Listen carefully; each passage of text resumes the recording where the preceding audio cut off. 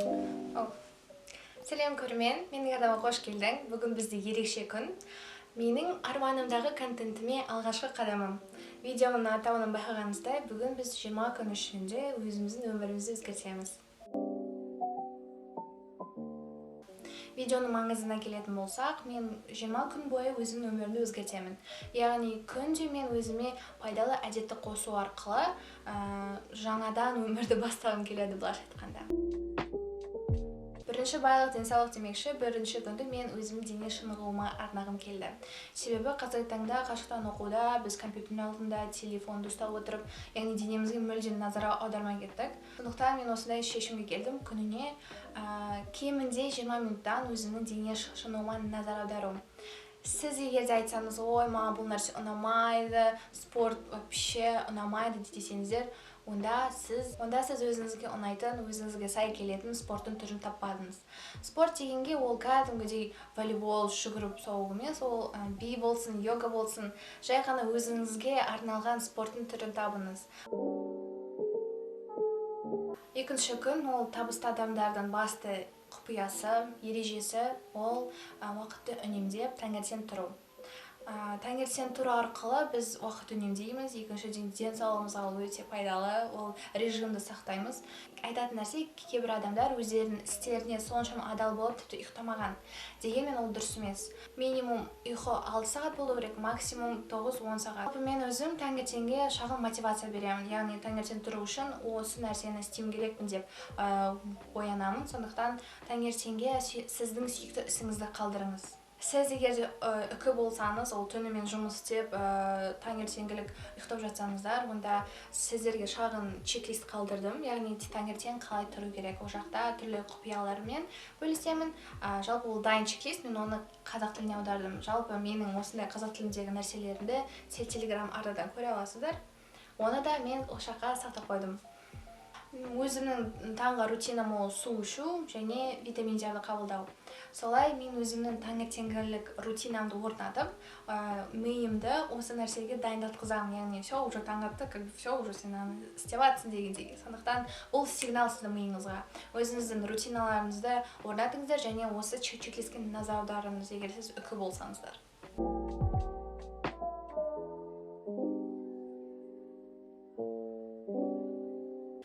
Ник Вуйчичтің айтуы бойынша, сізге керек нәрсені сіз басқа біреуге беруден бастаңыз. Дәл солай менде мотивация жоқ болса, мен сіздерге соны бергім келеді. Жалпы Ник Вуйчичтің сөздері осындай керемет кітапта тұр. Осыны сіздерге кеңес етемін оқуға, мотивация толы. Жалпы 3-ші күнге мен өзіме кітап оқуды әдетке салдым. Күніне кемінде 20 минут. Кемінде бір бет хотя бы. Сіз өзіңіздің сүйікті жанрыңызды, сүйікті жазушыңызды, сүйікті кітабыңызды тауып алыңыздар. Әлемде сіз білмейтін түрлі қызық нәрселер бар, ал оның бәрі кітапта.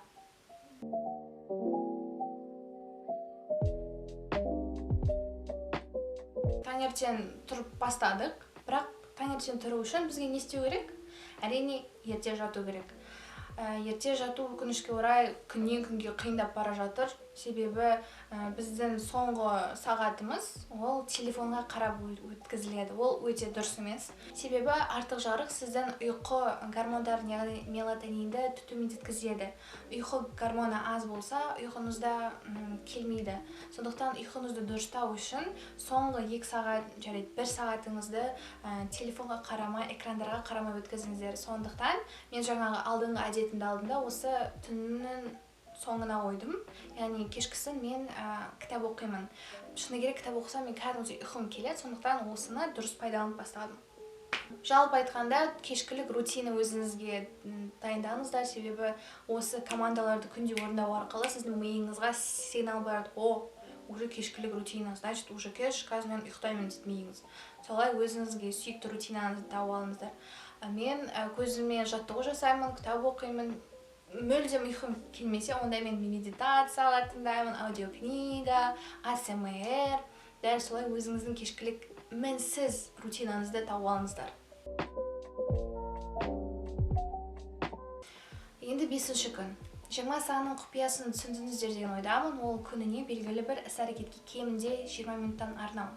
Мысалға 5-ші күнге мен тазалықты қойдым. 20 минут бойы мен немесе шаңдар түсіртемін, немесе үстелімді реттестіремін. Дәл солай сіз тазалыққа күніне 20 минуттан арнасаңыздар, онда сізде ешқандай проблема болмайды. Дәл солай 5-ші күнде мен тазалықты қойдым.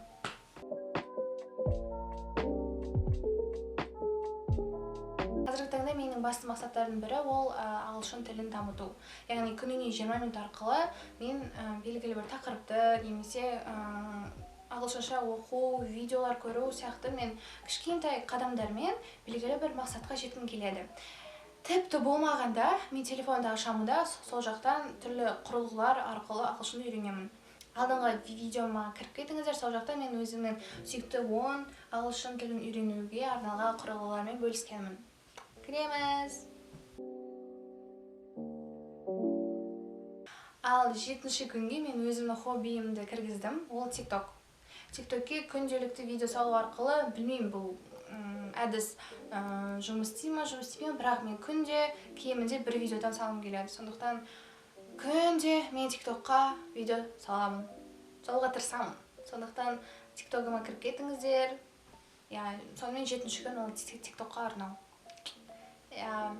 Басында шыны керек мен күніне 10 видеодан түсіремін деп айтқан едім, бірақ өкінішке орай мен уақытым жеткіліксіз. Кемінде бір видео, хотя бы бір видео. Сондықтан бірақ әрине мен бір видеодан артық салуға тырысамын. Кіріп кетіңіздер. Ол 20 күн тек қана сіздің іс-әрекеттеріңіз ғана емес, ол рухани бай болу. Сондықтан мен 8-ші күнге әрбір кешкісін жаңа кітаптың оқуын алдында өзімнің дәптерімді, яғни ежедневнигімді алып, сол жаққа бүгінгі күн қалай өтті, бүгінгі күн несіне мен рахмет айтамын, бүгінгі күннің алғысын жазамын, қорытындысын жазамын.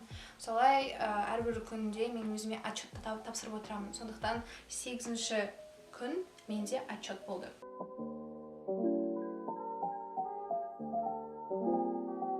9-ші күнге мен өзімді танығым келді. Өзін-өзі тану сабағы сияқты емес. Жалпы мен шын мәнінде нені қалаймын, соны қарағым келді. Яғни өзіме түрлі сұрақтарды қойғым келді. Мен рас нені қалаймын, сен нені қалап тұрсың? Яғни ол былайша айтқанда психология, сіздің сүйікті нәрсеңізбен айналысу. Мен А4 қағазды аламын да, сол жаққа мен не қалаймын? Менің бір желаниямды сол жаққа жазамын, және мен оны қалай орындай аламын. Яғни былайша айтқанда ол сіздің армандарыңыз және мақсатыңызға жету. Мақсаттарыңызды мен күнде келген ойымды, мысалға мен өзім режиссермін және мен өзімнің каналым бар, соған мен сол А4 қағазын мен не істеймін келіп жатыр, менің алдағы мақсатым, жоспарларым осы 9-ші күнге қойдым. Күніне осылай мен жазғым келіп отырады. Мүмкін бір жылдан кейін мен осы қағаз қарап, мәссаған мен мынаны орындадым ғой, мен мынаны орындадым, мәссаған деп өзіңізге кәдімгідей қарайсыз, тамсанып. Осындай менде болды. Сондықтан ол керемет әсер. Өзіңіздің армандарыңызға адал болыңыздар. Және бәрін жазып отырыңыздар. Өзіңізге сұрақ қойыңыздар. Солай өзіңізді тануға 9-ші күнде атсалысыңыздар.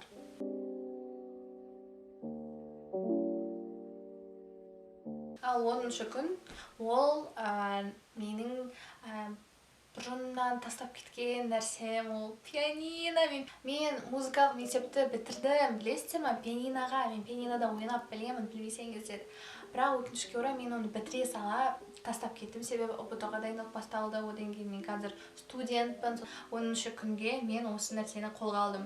Және мен алдыңғы жылы 1 жыл бойы менде гитара жатты. Просто жатты, мен ол жақта тартып білмеймін, только 4 аккордтарды ғана білемін. Сондықтан осы 10-ші күнге мен өзімнің хоббиларымды қойдым. Жай ғана ол демалу.